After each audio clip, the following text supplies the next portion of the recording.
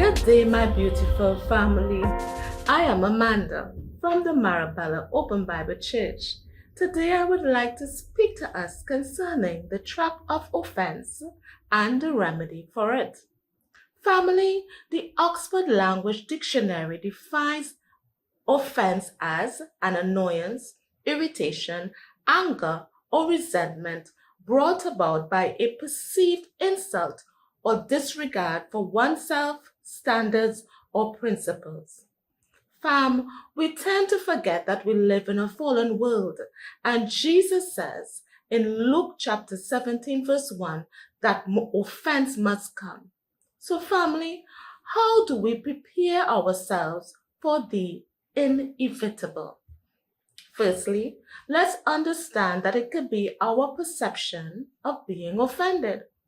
Fam, we speak differently, came from different backgrounds. We have different mannerisms and opinions.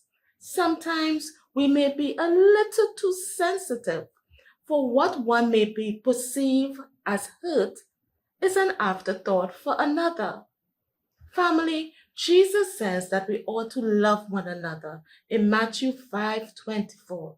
He also says that if we are offended with a brother or a sister, we ought to go to that person and tell them, for the offender may be unaware that they had offended you. Secondly, family, we ought to forgive the person.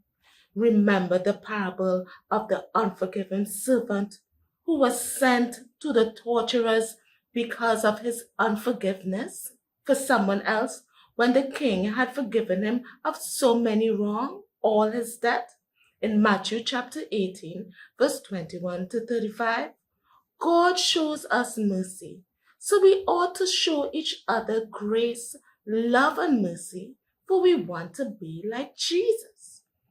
Family, thirdly, to overcome offense, we must love each other, as 1 Corinthians chapter 13 encourages us to. 1 Corinthians chapter 13 speaks of what love is. Love is not easily angered. It keeps no record of a suffered wrong. James chapter 1 verse 19 reminds us to be slow to take offense and be angry. Remember, family, that we are family. Let's give each other grace and peace to live this life and to grow in God.